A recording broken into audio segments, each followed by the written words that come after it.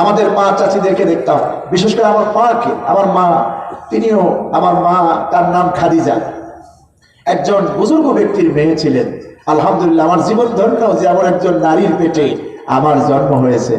আমার আব্বার নাম আবু বকর সিদ্দিক, তিনিও দুনিয়া থেকে বিদায় হয়েছেন গত বছর জানুয়ারি মাসে। আমি মা হারা বাবা হারা সন্তান, গর্বে বুকটা ভরে যেমন মা বাবার সন্তান আমি। আমার মা খুব অভাবে জীবন কাটিয়েছেন। আজকে আমার এক আত্মীয় বোন, আমার মামাতো বোন আমাকে ফোন করে বললেন, তোমার মা কত কষ্ট করেছেন ভাতে কাপড়ে, কত কষ্ট করেছেন তোমাদের বাড়িতে, আজকে তোমাদের আল্লাহ সুখ শান্তি দিয়েছেন, কিন্তু তোমার আম্মু নাই।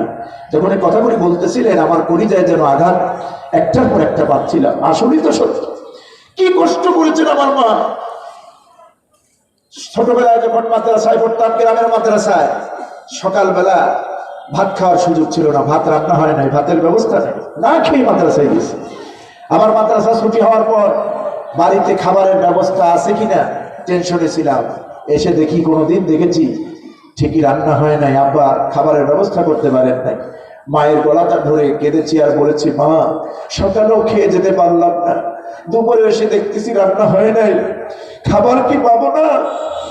এই পৃথিবীতে সন্তান যদি মায়ের কাছে বাবার কাছে খাবার চায়, মা যদি বাবা যদি খাবার না দিতে পারে, এর থেকে কষ্টদায়ক, এর থেকে কঠিন যন্ত্রণা আর কিছুতেই নাই। সন্তানকে যদি দুপুরে খাবার দিতে না পারে। আমার বন্ধুগণ, মা একজন বুজুর্গ ব্যক্তির মেয়ে ছিলেন। আমার মা দক্ষিণবঙ্গের একজন পীর সাহেবের মেয়ে ছিলেন। আমার মাকে কোনোদিন শুনি নাই যে আমি কোন ঘরের মেয়ে আর তুমি কোথায় রাখতেছো আমারে, আমার শাড়ি চুরি কই, আমার বেড়ানোর শাড়ি কই, না খাইয়ে রাখো কেন, কোনোদিন বলেন নাই। আমার আব্বার মুখের দিকে তাকাইয়াও বলেন নাই কথা। বরং আমার মা আব্বার আগে মারা গিয়েছে। মা আমাদেরকে বলতেন, আব্বু তোমার বাপকে দেখে রেখো, তোমার বাপকে দেখে রেখো, তার সাথে সদাচরণ করো, তার দেখাশোনা করো, খুব জীবনে কষ্ট করেছে। এই কথা যখন বলতেন, মা চোখের পানিগুলি দরদর করে ছেড়ে দিতেন। তখন আমি হাদিস মিলালাম, আমার মায়ের ইন্তেকালের পর আমরা যা কেঁদেছি সন্তান হিসেবে, তার চাইতে বেশি কেঁদেছেন আমার বাবা স্বামী হিসেবে।